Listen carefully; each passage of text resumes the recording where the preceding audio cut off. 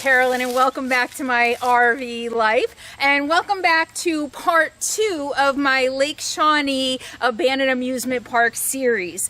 Today I am I say excited a lot. I'm very excited about this. I am thrilled, how's that, to bring you the history of Lake Shawnee. I had the pleasure of sitting down with the owner, Jewel White, who has owned Lake Shawnee since the 80s. She bought it as an abandoned amusement park, and they actually ran the amusement park for just a few years before they shut it down again, and it's just been here as part of the family's property ever since. And then next we're going to talk to a local historian, Patricia Smith. Patricia Smith is not only the Mercer County historian, also the curator of the Railroad Museum in a nearby town, but her family actually goes back centuries here, and some of the history of this land includes some of her ancestors. So not only is she a historian and just has a wealth of knowledge about this area, she's got personal stories about family members having experiences on the Lake Shawnee property. So stay tuned as we learn the history of Lake Shawnee in today's video, and don't miss part 3, where we're going to hear their experiences, their personal experiences, they say, with the spirits who still walk these lands. So I'm sitting down today with Jewel White, who is the owner of Lake Shawnee and this wonderful, amazing, cool place that I have been visiting. And Jewel, how long have you owned Lake Shawnee? Since 1985. Since 1985. Now, before that, you raised a family and lived a couple miles up the road for how many years? Since 1961. So for a long time. Since 1961. My oldest sons, they would sneak down here and kill bullfrog, and they would fry them and their friends. Oh, wow. Make a little fire and fry them. It was nothing. Nothing was going on when they were born. And so, and we talked earlier about any visitation or any spirits that people had experienced over the years, and it was kind of kept on the DL from what I heard. So Dead Files visited here not too long ago, and they're doing a documentary, ton of research because they have a whole team, and looked back on old records from surrounding counties to see what kind of evidence there might be for visitations in the past, and apparently there is a whole bunch. A lot. But being here since the 60s, it wasn't something that you heard a lot about. No. The swimming pool was still open in the early part of the 60s. Okay. He closed it in 66. Okay. So Connolly Snyder was the original owner, and the park ran under the original owner from about the late 20s to the mid-60s. Connolly Snyder was the gentleman that had built the lakes, and he built them in the late 20s and opened up around 26. And when he opened up, he had the lake part, which he had they set a boat in it, and he had what he called his concrete swimming pool. So where's the concrete swimming pool? Right here. Oh, wow, look at, and where are we standing right now? We are right here. Oh, look at how big this used to be. When was this picture taken? We figure in the late 50s. There wasn't a Ferris wheel then, only the swings. Only the swings. He had cabins down through here. Oh, wow. Okay, so he built the lake, and I've seen signs for paddle boating and stuff like that. So, Well, so paddle swimming boats was and ours. Oh, it was? Okay. Yeah. He had canoes. Okay. You can see a couple out there. Oh, yeah. Picture of Oh, and look at that. Like a big boathouse or clubhouse. Well, now that's his dance hall. Oh, a dance hall. Yes. And upstairs is a place where everybody changed clothes to go swimming. Okay. And he rented swimming suits for 25 cents a piece. Oh my gosh. And they were made of wool. Oh my gosh.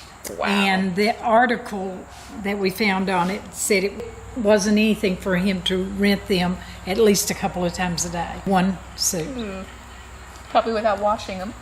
Yuck. Snitto ran the amusement park from the 20s through the 60s, and in the late 60s he decided to shut it down.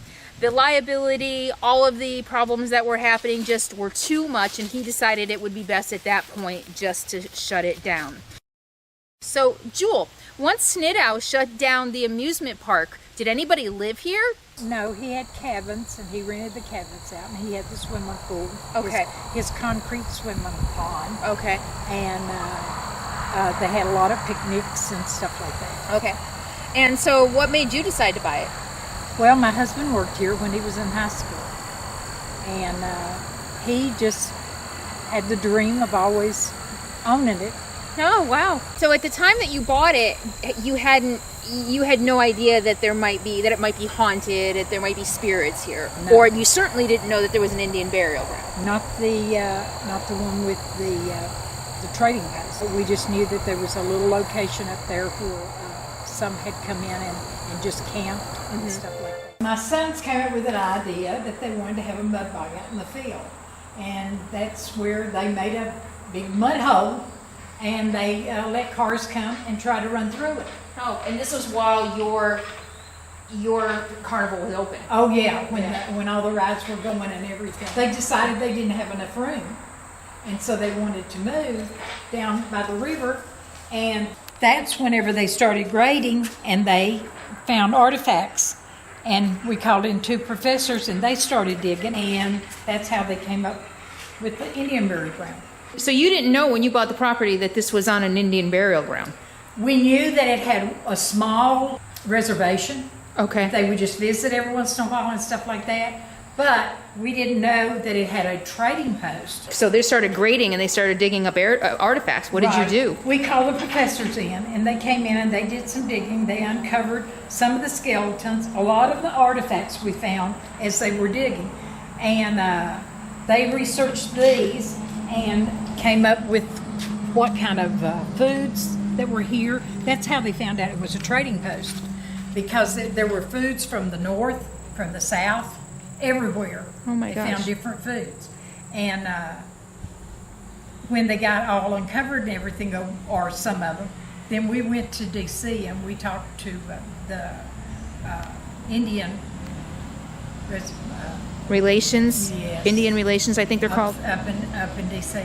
And they let us know that there wasn't any funds available right then to complete the dig. And so we came back home and we covered them back over. And so the burial ground's still up there just the way it was. Oh, it is? Yes, yes. So it hasn't been fully excavated? All they did was scrape the top off of it, and where the professors dug, they're the ones that dug a little deeper and found where the skeletons and stuff. Oh my and gosh. And the graves. This one right here is it's a child's grave, and they said anytime it's covered like this and protected, that it's probably one of the chief's children that had passed away. Oh my gosh. Wow. But now this was a perfect skeleton. And one of the people that had come just to see what it was and, was interested in it, as he climbed out of the burial place that he had it, he knocked a shovel handle down and he hit it in the skull. Really? He made this hole. Oh, he made that Yeah, with his shovel handle that he dropped. yeah. Look at that. So there hasn't been any interest since then about coming out Well, here and we've doing had- further excavation? We've had some of the senators and stuff that came and visited the park, and they said they was going to see what they could do, but so far we've not had anybody get in touch with us. I'm here with Patricia Smith today in Mercer County, Lake Shawnee, West Virginia. Lake Shawnee has a lot of history and a lot of very mysterious happenings. It happens to be a piece of property that has a long track record of death and murder, and some say that to this day it's haunted. And Patricia here has some great stories and some great personal experiences, so I'm here today to talk to Patricia about some of those experiences. Anything you want to start with? Any background information you want to start with? I am the Mercer County historian, and I'm also the director of the Princeton Railroad Museum. So I do a lot of research all the time about history and learn all these stories. Things have happened here, things have happened personally to me and when I was a child, and so this has always sort of held an allure for me, and a fear for me. Yeah, I bet for a lot of people, a lot of a little bit of fear, a healthy dose of respect, fear, Yes. and yes. curiosity. Yes, well, I'm here, obviously, so the fear isn't that bad. Right, But, right. But to a 5-year-old, it was pretty bad. So you grew up in this county. I grew up in this county, left when I was 20, and have lived all over the country. Being a historian of the area of the county and growing up here and knowing all the history, you also have a lot of knowledge about the massacre that happened Yes. here. And many of you know, as someone who's extremely interested in history and who has traveled across the country studying Native American culture and history and a lot of our history and what happened, this is a piece, of course, that fascinates me. So I'd love to hear the story from you. Okay. Summer of 1775, the Clay family moved here. Mitchell Clay and Phoebe Belcher Clay. Why did they pick this area? The Belcher family came here. Phoebe Belcher came with her husband Mitchell Clay, and they settled here at what was called Clover Bottom because this area was full of clover. And I've often thought about why was it full of clover, and then I realized Bluestone River's over there. It probably flooded periodically, and so the soil here was very fertile. So there were big clover fields here. So it was called Clover Bottom. This became eventually Mercer County in 1837, but this happened in 1770. Well, this actually happened in 1782, 83. There's some discrepancy about the date. Oh. But in 1775, they moved here, and they built a cabin and started farming. And they had a horse and a cow, and eventually 14 kids. So, no problem with Indians. These mountains right here kept the Indians away because the Indians are on the other side of the mountains, and that's where their main trails were. So you have to sort of set this up as the fact there are no trails around, and it was all woods then except for the area here that they cleared. So it's an October day. This would have been October of 1782, and Mitchell decides to go to get salt, to salt down the meat for winter, and the meat they would salt down would be deer meat. He took his rifle and he told his 2 oldest sons, David and Mitchell Jr., to go hunt deer because he was going to come home with salt. He needed some deer meat to salt down. So while I'm gone, you all go hunting. The next 2 youngest sons was Ezekiel, who was 14, and Bartley, who was 17.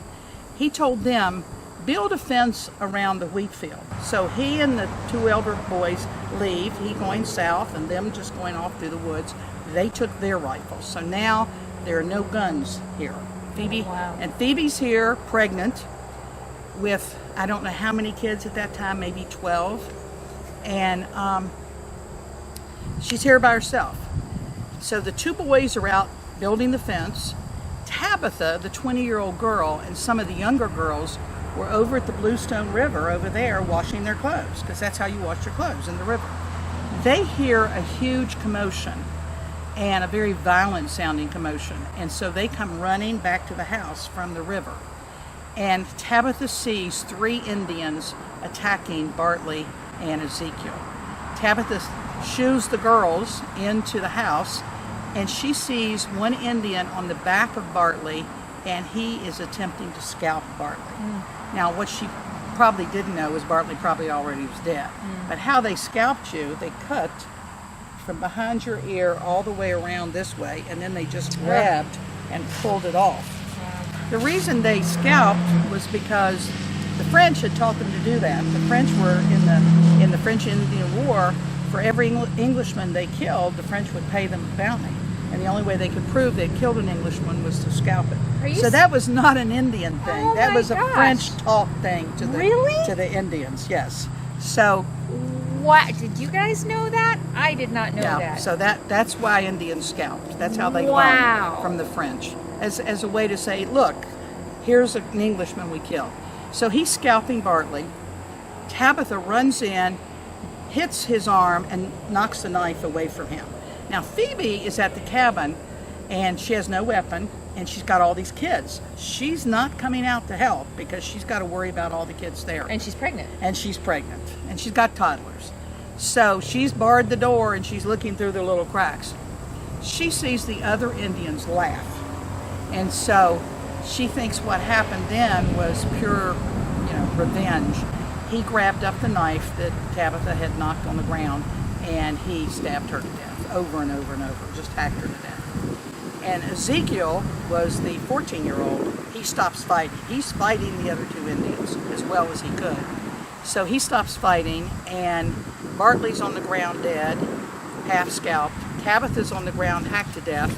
And so the Indians take Bartley and they leave. Now Phoebe is scared to death because she thinks the Indians are going to just go away for a few minutes and then come back and get her and the kids. All afternoon she sits quivering, wondering when the Indians are coming, and into the evening and into the night, and the Indians don't come. So she knows she can't stay here forever. So she decides to try to get to her nephew's house. Her nephew was James Bailey, who happens to be my 5th great-granddaddy. Oh my so gosh. This is a family story. Oh. And her nephew was 17, the same age as her dead son, Bartley, who's laying out there. They're first cousins. He's in a cabin over in New Hope. And the reason he's in a cabin, he had just moved there, was his father and his uncles were in the process of building a fort over in the Bluefield area, and they had built him a cabin first as an outpost to try to help if the Indians were coming, because the Indians were on the other side of that mountain and their trails were over there. So in the middle of the night, in the pitch black, and let me tell you, here it's pitch black, and we don't even have the forest here that would have been here then. It is pitch black here. And she walks with all those kids, pregnant with toddlers, and she walks up from here up to Black Oak Holler. Black Oak Holler is about 2 or 3 miles up the road, and she walks through Black Oak Holler over to New Hope to where James Bailey's cabin is. It takes her several hours to do this. When she gets there, she collapses on the ground. James picks her up. She tells him that Tabitha and Bartley are dead. He says to her, at first light, I will go down to Paris Station and I will get some help, and we'll try to chase the Indians and find them and rescue Ezekiel. So at first light, he leaves. In the meantime, Mitchell and Captain James Moore come back, and they find the 2 dead kids who are laying, and because Phoebe couldn't go do anything with them because she was scared. By the way, they used to light torches when they went traveling at night, but she can't light a torch because the Indians will see her. Wow. So she's walking pitch black. Wow. It's amazing to me that she got over there. I don't think most of us could do it today. How many miles was it? It probably was 10 miles at least. Holy. Through the forest. Holy So no cow. path. That's what amazes me. But she did it. So Mitchell comes home, finds his 2 dead kids. Captain Moore's with him. Finds his 2 dead kids. No family. So he thinks the whole family's been taken prisoner by the Indians. So they know that at Paris Station there's a big fort, and they know there are a lot of people down in that area. Just remember, this is the first settler here, the first settler 10 miles, and the first settler 20 miles. So there's no one around. So he takes off with his 2 older sons and Captain Moore, and they go to Paris Station. Paris Station's probably 30 miles from here. I have no idea how long it took them to go, but now, what they didn't know was on that knoll over there where that building is, they found later on the Indian encampment. They had been watching probably. So wow. the Indians followed Mitchell and Captain Moore and the 2 older sons down to Paris Station. So they get to Paris Station and they're going to round up a posse to go after the Indians, and they find James Bailey there. And he tells them, no, your family's safe, except Ezekiel. They still decide they're going to round up because James is in the process of rounding up. Now, people don't live in the fort. The fort's there to come to if the Indians are attacking anybody. So to round up a posse, you've got to go to all the different farms and get the men to come in with their weapons and their horses. So They didn't have text messaging back no, then. they didn't. No internet, no Facebook. So help, come, the Indians are here. So while they're all gathering and waiting for other men to come, they hear a noise outside, and they go out, and the Indians are stealing their horses. They followed Mitchell, and so they started shooting at the Indians, and the Indians left, but they took part of the horses.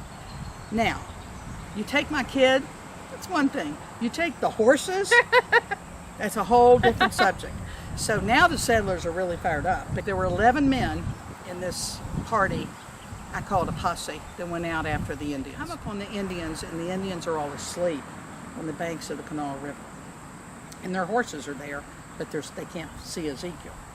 So they plot, and there's one sentry, and they see where the sentry is, and they plot, and right before daylight, they set upon the Indians, and they killed them all, except the sentry. He was a little far away. He jumped into the river, Kanawha River, and swam across to the other side and made his way back to the Indian village in Sauda. When he got there, he told the chief that the whole hunting party had been killed by the white settlers.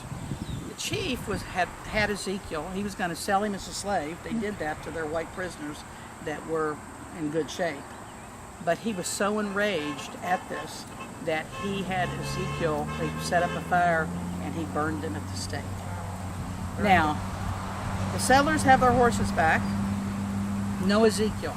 They tell Mitchell Clay, we need to go back to Paris Station because we're all away. The Indians may be down there. This may have been a way to get us away from the house. So they leave.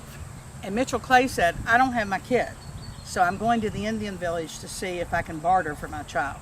So he and Captain Moore and the two older Clay boys go to the Indian village. He leaves Captain Moore and the two older boys outside the village. He makes his way in on foot, and he sees his son still smoldering at the stake. Wow. Now here's where the story gets really strange. The Indian chief, from what I can tell from my research, was Blue Jacket. And he had a long Indian name, about 27 letters long, I can't begin to pronounce. But the whites called him Blue Jacket. He loaned Mitchell Clay a pony to bring the body back. He had burned this kid at the stake, but he said, father to father, I will loan you a horse. And so Mitchell Clay put what was left of Ezekiel across the pony and brought him back. And he's buried right down there. And Tabitha and Bartley got buried when the settlers came back through here, leaving Mitchell and his party going to the Indian village. The settlers came back through here, buried the kids. The land laid here for many, many years. Eventually it was bought in 1923 by a man named Conley Snido. And he got the bright idea of putting an amusement park here. And so this whole amusement park was his idea. There have been a lot of deaths associated with it here, as you probably know. One thing you probably don't know is a month after he bought this, his 3-year-old died. She didn't die here. He had built a big hotel in Princeton, and he lived in the penthouse. And it was an elevator, and someone was going up in the elevator, and the little girl decided, she was down in the lobby, she decided she wanted to go. She ran for the elevator and got just as the door closed, and it caught her and carried her up and crushed her. So 1 month after he buys this, that child died. 2 children have died in the pool. One little girl died right here at the swings because the concession stand was over here, and a truck backed up and the swings were going, and the trucker didn't see it, and the little girl slammed into the side of his truck. A lot of deaths associated down here. So you've got 3 kids, 2 of which died right here, the Clay children, and then you've got the 2 more contemporary kids, and then the little girl here. So a lot of deaths. The Indian burial ground were not Shawnee. The Indian burial ground was prehistoric. They've been dated, and when I say prehistoric, we're talking probably 10,000 years back. 2 different burial grounds, so 2 different time levels. And they found mainly women and children. They carbon dated it. The things I've seen said prehistoric. Okay. Prehistoric normally is like the Bronze Age, or thousands of years ago, prehistory. And they said there were 2 separate burial grounds. Oh wow! And they found mainly women and children, although they found some males. And there were pot shards and things too. We're eventually going to get some cantilever signs over there telling a little bit more, but we want to find the real story. Okay. The truthful story before you embed it into a sign. Yeah. It can't be the 1700s, which you heard before, which I've seen. Part of the record it said was prehistoric. Okay. And I'm just guessing 10,000 years is prehistoric. Yeah. And I also heard that there were levels. Yes. And that they lack of funding and interest, they weren't able Right. to go as deep as they Right. would like, and so Right. they just covered it over. So Yeah. we have no idea What's there. what's still Yeah. there. They just covered Yeah. it up, and if anybody has the funds and is interested in Native American history and Yes. and wants Here to, we are. Here we are. I mean, there's a whole. You can get me at the Railroad Museum in There you- Princeton. there you go. And I'll Actually- get you in touch. And I'll put the information in probably in the description of my video on YouTube. If you're seeing this video at Lake Shawnee, you can contact the owner, Chris, and I'm sure that he would be able to direct you Right. to the proper people to make that happen. I mean, it seems to me that there's a whole bunch of opportunity there to understand a little bit more about not only West Virginian history, American history, and Native American history. Right. It's just sitting over there waiting for the motivation and the funds. And by the way, this was named Lake Shawnee by Conley Snido. Okay. Because he knew the Shawnee Massacre. Because it was called Clover Bottom before. So the massacre that happened of the Clay family, that was Shawnee. That was the Shawnee, yes. They were absolutely, Shawnee tribe. yes. Did the Shawnee have a history of just unprompted murders of settlers? They were, as most Indians, and not just the Shawnee, this was their hunting grounds, and it was sacred to them. Yep. And the whites came in and were cultivating, and when you cultivate, the animals go away, so the Shawnee, that's how they got their food. Yep. And so, they felt the white settlers were usurpers, and they were trying to get rid of them. Rightly so. So- You look at it, maybe a couple acres, there's been a lot of death. I Right, think if you look right. at most 2-acre plots in West Virginia or anywhere else, you can't argue there's been a lot of death Yes, here. yes. And, coincidence? Something else at work? Wow, well that was really fascinating. I can't believe just the wealth of information and history that you have about this area. It's been really informative and really educational, and I really appreciate your time. Any closing thoughts on Lake Shawnee? Well, this is an area of not very many acres, but a lot has happened here. So this is a good place to come, no matter what your interests are, whether you're into paranormal or into history. This is sort of a really good place to come. And I'm hooked. It's a great place. So thank you so much, You're Patricia. welcome. It's been a pleasure. Thank you. And I hope you all enjoyed our visit today, and I hope you enjoyed Lake Shawnee, and we'll see you next time.